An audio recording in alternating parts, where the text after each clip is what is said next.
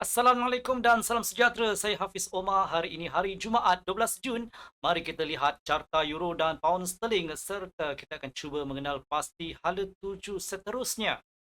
Kita dapat melihat bahawa euro bergerak-gerak volatile berbanding dolar Amerika Syarikat semalam. Begitu juga dengan pound Britain.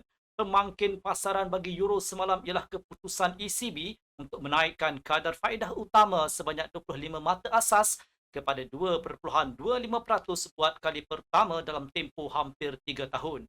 Secara keseluruhan, ECB merupakan bank pusat berpengaruh pertama yang mengetatkan dasar moneterinya sebagai tindak balas terhadap perang Iran.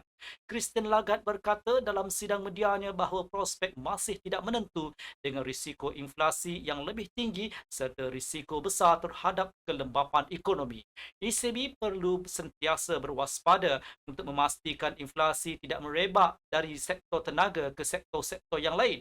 Oleh itu, kenaikan kadar tersebut adalah wajar. Selain itu, penggubal dasar ECB tidak menolak kemungkinan bahawa mereka perlu mengekalkan pendirian hawkish ini pada masa akan datang. Justeru, ECB berkemungkinan akan menaikkan kadar faedah sekali lagi dalam mesyuarat dasar seterusnya. Pasaran sudah pun mengambil kira jangkaan ini dalam nilai euro. Maksud saya, kenaikan kadar semalam sememangnya telah dijangka dan euro tidak mempunyai banyak sokongan untuk terus meningkat. Satu lagi faktor ialah kenyataan Trump bahawa Amerika Syarikat akan menahan diri daripada melancarkan serangan lanjut ke atas Iran. Pada hari-hari sebelumnya, Amerika Syarikat telah memperhebatkan pengeboman ke atas Iran dengan ancaman untuk melancarkan serangan yang amat dahsyat. Walau bagaimanapun, semalam Donald Trump menyatakan bahawa Washington sedang menuju ke arah gencatan senjata dengan Tehran dan perjanjian itu kononnya telah ditandatangani walaupun tanpa sebarang bukti. Aset berisiko bertindak balas dengan kenaikan yang pantas. Dalam masa yang sama, keadaan ini melemahkan keyakinan terhadap dolar. Perkembangan seperti ini jelas merupakan manipulasi pasaran. Maksud saya, setiap kenyataan Trump mengenai konflik di Timur Tengah memberi kesan segera kepada sentimen pasaran. Hakikatnya, gambaran sebenar konflik itu masih kabur. Pasaran mungkin membuat kesimpulan berdasarkan laporan media massa, tetapi maklumat tersebut semestinya belum dapat disahkan. Sekarang mari kita lihat kalender ekonomi hari ini. Laporan KDNK United Kingdom akan diterbitkan tidak lama lagi. KDNK dijangka mencatat penurunan 0.1% pada April selepas peningkatan 0.3% pada bulan sebelumnya. Mungkin kita akan melihat sedikit semakan naik bagi data bulan sebelumnya.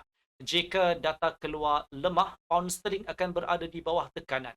Laporan lain ialah pengeluaran perindustrian United Kingdom, data imbangan dagangan dan jangkaan inflasi pengguna bagi suku kedua.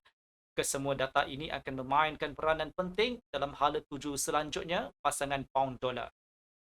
Bagi zon euro pula, kita akan mengetahui data CPI untuk Jerman, Perancis dan Sepanyol. Menteri-menteri kewangan zon euro juga akan berhimpun dalam satu mesyuarat hari ini. Oleh itu, banyak berita boleh memberi kesan negatif kepada euro. Kenaikan kadar faedah tidak membantu euro semalam.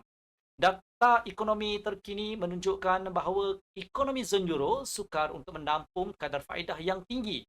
Oleh itu, kenaikan kadar seterusnya akan memberi ketekanan kepada petunjuk makroekonomi. Apakah data yang akan diterbitkan di Amerika Syarikat hari ini? Indeks sentimen pengguna oleh University of Michigan dan jangkaan inflasi merupakan satu-satunya laporan yang wajar diberi perhatian. Namun begitu, semua data ekonomi ini masih dibayangi oleh berita mengenai krisis di Timur Tengah. Sekarang mari kita beralih kepada carta teknikal. Bagi pasangan euro dolar, paras 1.1556 pada carta 1 jam merupakan paras yang baik untuk pembelian semasa false breakout. Sasarannya ialah 1.1588. Jika 1.1556 ditembusi ke bawah, maka penjualan wajar dipertimbangkan dengan sasaran pada 1.1529. Kemudian, harga boleh susut ke sempadan bawah saluran penurunan pada 1.1506.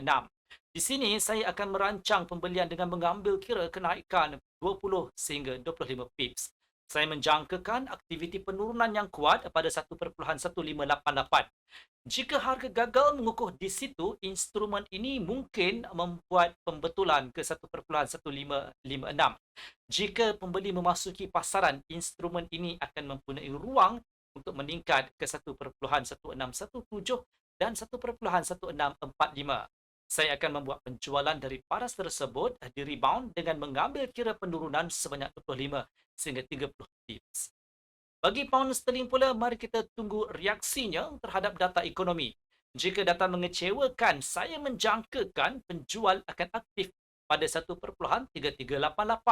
Jika tidak, saya akan menunggu false breakout pada 1.3359. Saya akan membuat penjualan sterling dengan sasaran pada 1.3331 dengan jangkaan penurunan sebanyak 25 sehingga 30 pips. Jika data memuaskan, saya akan membuat pembelian pound Britain pada 1.3424 semasa penurunan sementara dengan sasaran pada 1.3478 sambil mengambil kira kenaikan sebanyak 25 sehingga 30 pips. Sekian video analisis dari saya Hafiz Omar dan semoga berjumpa lagi.